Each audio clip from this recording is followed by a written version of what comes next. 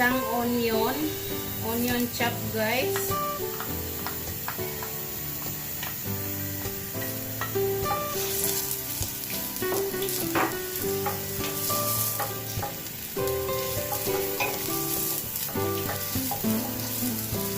Gigisa muna natin siya.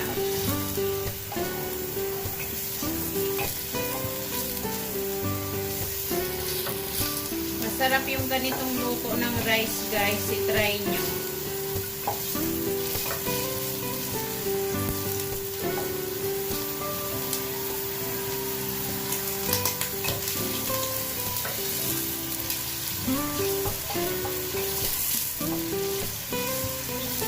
Ayan, kunting gisa lang.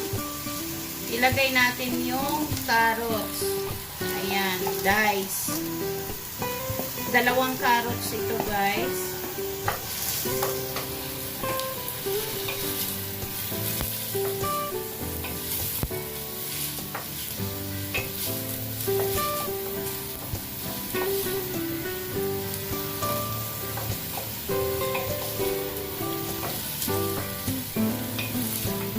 Tapos ilagay natin yung green peas. Sa inyo kung gaano karami ang gusto nyong ilagay guys ha. Ayan, 1 cup na green peas.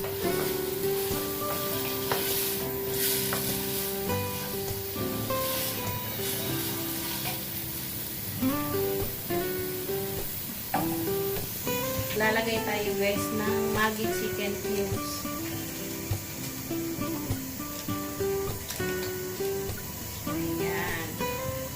Dalawang piraso.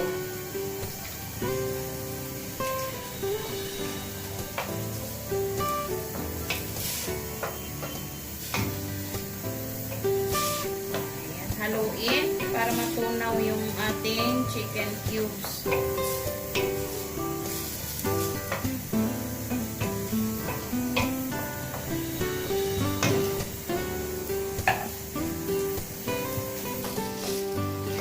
Isunod natin guys yung 3 cups na rice.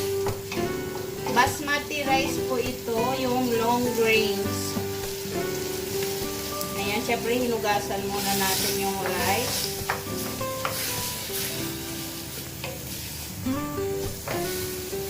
Ayan, simutin guys. Huwag magsasayang ng bigas dahil maraming hindi nakakakain guys. Kaya dapat lagi tayong maingat sa pagkain sa ating bigas na niluluto. Huwag magsasayang. Ayan, so haluin natin yan.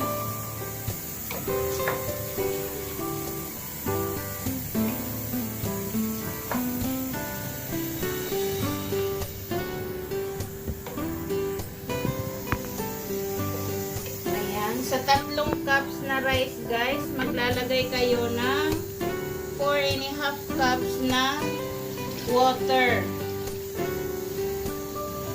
So yan, pwede kayong mag-additional ng half cup water.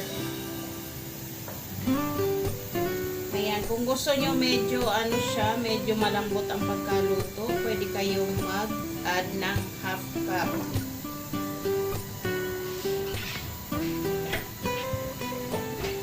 Siyempre, maglalagay tayo ng salt.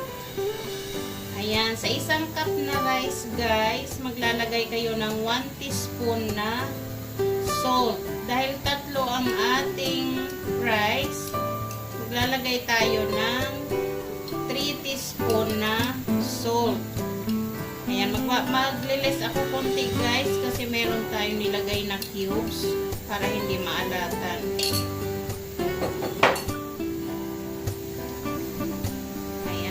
Haluin yan.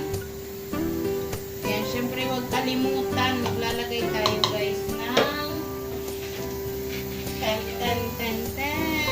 anong ilalagay natin, budots?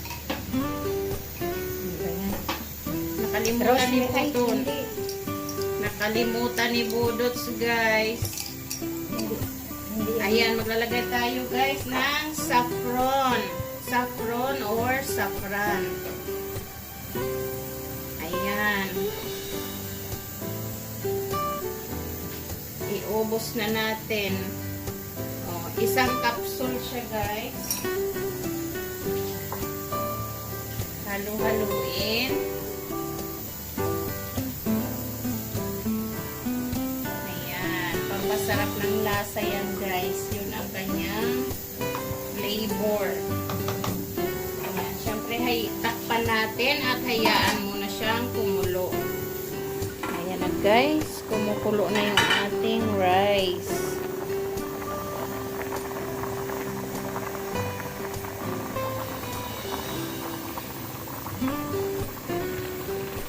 Ayan. Haluin natin konti.